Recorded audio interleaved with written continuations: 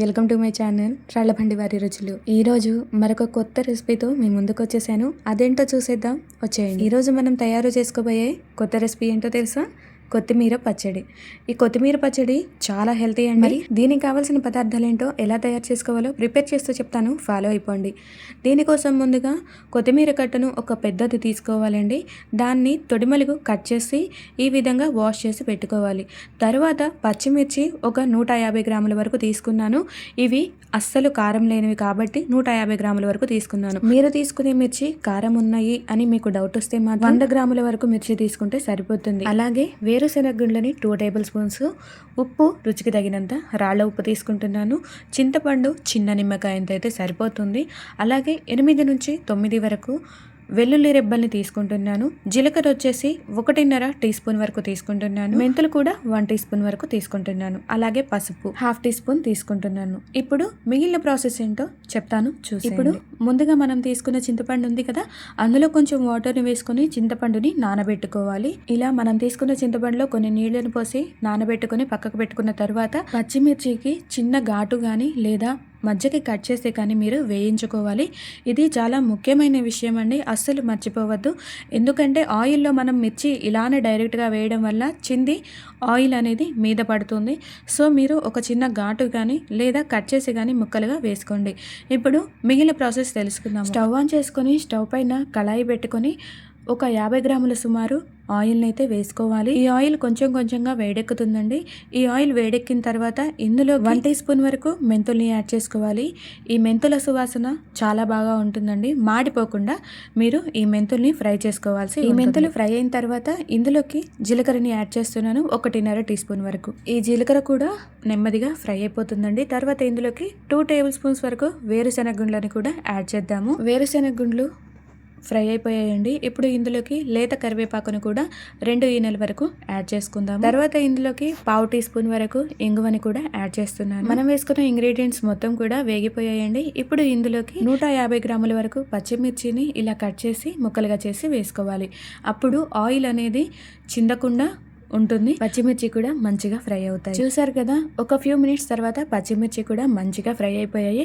ఇప్పుడు వీటి మొత్తాన్ని కూడా ఒక ప్లేట్ తీసుకొని అందులోకి ట్రాన్స్ఫర్ చేసుకోవాలి. మనం ఏ మాత్రం మాడకుండా స్టవ్ని మీడియం ఫ్లేమ్లో పెట్టుకొని ఇవన్నీ వేయించుకొని వీటి మొత్తాన్ని కూడా ఆయిల్ లేకుండా వేయించుకున్న వాటి వరకే, ఈ ఇంగ్రీడియంట్స్ వరకే మనం ఒక ప్లేట్లోకి తీసుకొని పక్కన పెట్టుకొని కొంచెం సేపు చల్లారనివ్వాలి. మనం ఈ ఇంగ్రీడియంట్స్ అన్నీ కూడా ప్లేట్లోకి ట్రాన్స్ఫర్ చేసుకున్న తర్వాత అడుగున ఆయిల్ ఉండిపోతుందండి. ఆ ఆయిల్ని అలానే ఉంచేసేయండి. చూసారు కదా ఎంత కలర్ఫుల్గా ప్లేట్లో కనిపిస్తున్నాయి. మనం తీసుకున్న ఇంగ్రీడియంట్స్ అన్నీ కూడా ఏ మాత్రం మాడకుండా ఇలా ఈవెన్గా కలర్ఫుల్గా ఫ్రై అవ్వాలన్నమాట. తర్వాత మనం వేయించి పెట్టుకున్న ఇంగ్రీడియంట్స్ మొత్తం కూడా ప్లేట్లోకి ట్రాన్స్ఫర్ చేసుకున్న తర్వాత అడుగున ఆయిల్ ఉండిపోయింది కదా, ఈ ఆయిల్ని ఇలానే స్టవ్ పైన పెట్టుకొని ముందుగా కట్ చేసి పెట్టుకున్న కొత్తిమీర ఉంది కదా, వాష్ చేసి కడిగి పెట్టుకున్నాం కదా, ఈ కొత్తిమీర మొత్తం కూడా మనం కొంచెం నూనె ఉన్న కడాయిలోకి వేసుకొని కొంచెం ఫ్రై చేసుకుంటే చాలండి. కొత్తిమీర ఎంతవరకు ఫ్రై చేస్తున్నా అనేది మీకు వీడియోలో చూపిస్తాను, చూసేయండి. వీడియో అనేది ఎక్కడ స్కిప్ చేయకుండా చూస్తేనే మీకు రెసిపీ అనేది పర్ఫెక్ట్గా అర్థమవుతుందండి.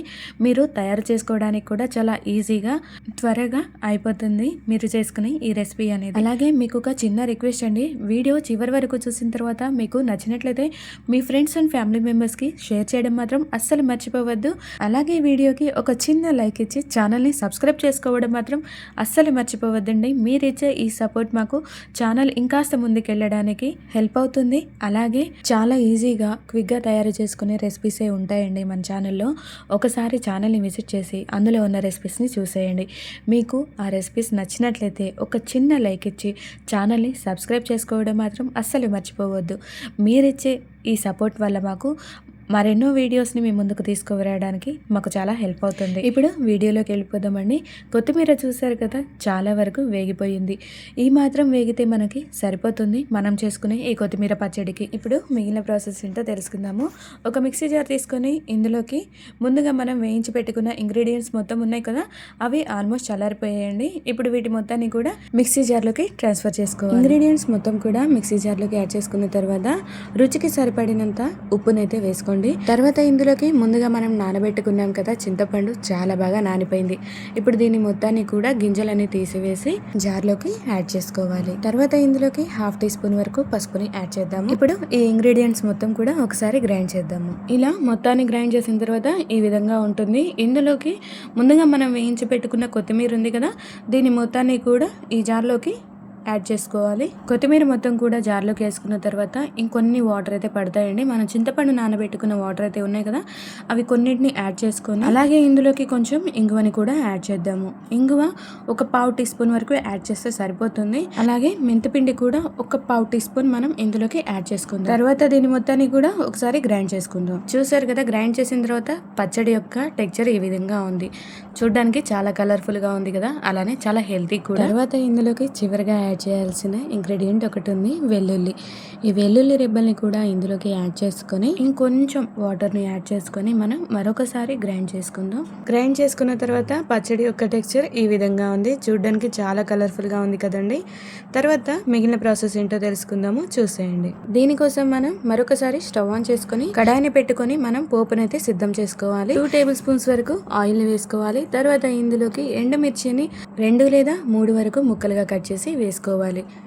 ఈ ఎండుమిర్చి కొంచెం ఫ్రై అయిన తర్వాత ఇందులోకి పోపు దినుసుల్ని కూడా మనం యాడ్ చేసుకుందాము. 1.5 టేబుల్ స్పూన్ వరకు. పోపు దినుసులు అనేవి మనకి గోల్డెన్ కలర్లోకి వేగిపోయాయండి మంచిగా.